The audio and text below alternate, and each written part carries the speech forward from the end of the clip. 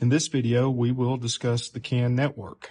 So the CAN network will interconnect this LCW touch controller with up to 7 extension boxes. Now, we only have one extension box in this video, but you can have as many as 7. And really the CAN bus is fairly simple. The CAN bus requires 4 wires, and if it's within 6 feet max total network length, you can just use individual conductors.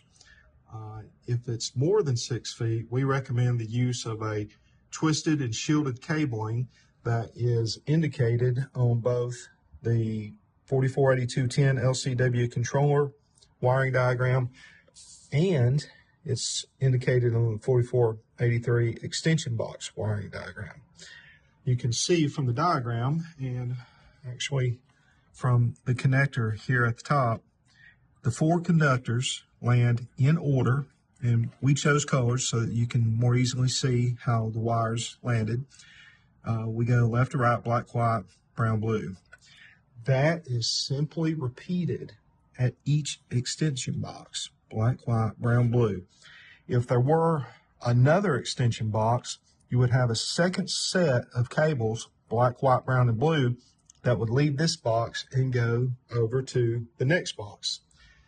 The CAN bus will go from one box to the next, daisy chaining out of each box going to the last, so that the controller is at one end of the network and the last extension box is at the other end of the network. And it is in these extension boxes on the end that you will set the termination jumper. Now this plug will rock and pull out, and you can see this orange jumper. Now this orange jumper is currently in place. We'll zoom in here so you can see a little more easily.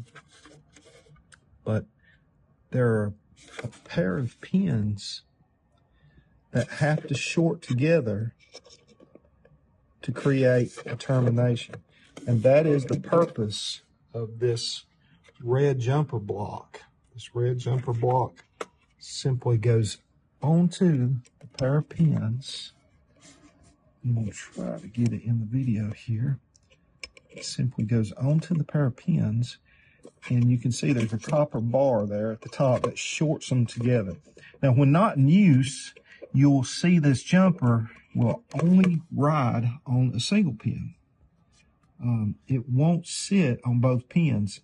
That is how it's stored when it's not in use. So, the box at the end of the network will be jumpered. That jumper will short both bars.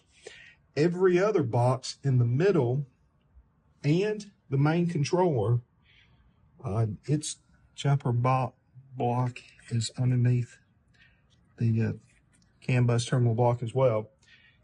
They will all be left open or blank so that only the end, the last extension box, is terminated.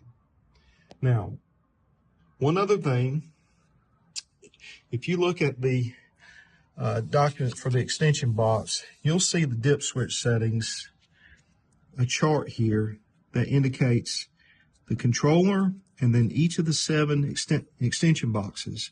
Now the controller here, all the switches are in the off position, and from this perspective, looking at it as it would sit on the wall, if you flip the cover up, the switches are located vertically, and when you rotate your paper, your document to the side, you're looking at the switches in the same orientation. So the controller shows them all to the left for the LCW controller, and indeed these are all factory shipped to the left.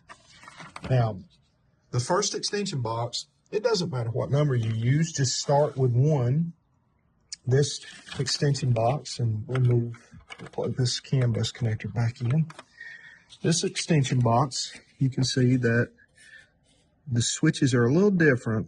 The very top one's to the right, all the others are to the left, which corresponds to extension box 1. So this is extension box 1. Had you had additional extension boxes, they would be in consecutive order, 2, 3, 4. Now, you don't want two of the same network address on the network. Every extension box has to have a different switch setting, and you should start with 1 and then move on to 2, 3, 4, all the way up to 7 if you have that many extension boxes. And the reason for this is once we get the controller powered up, we will tell the controller how many solenoids are attached to each box. And we have to know, this is box 1, we have to know box 1, which solenoids are attached, so that when the controller runs a schedule, it doesn't try to run an output that is unused. We'll talk about solenoid termination here in just a moment, but that is the CAN bus network. It has to be wired in a daisy chain fashion, in and out through each box, and the box at the end must be terminated. And this terminal connector will twist and slide off, or rock side to side and slide off.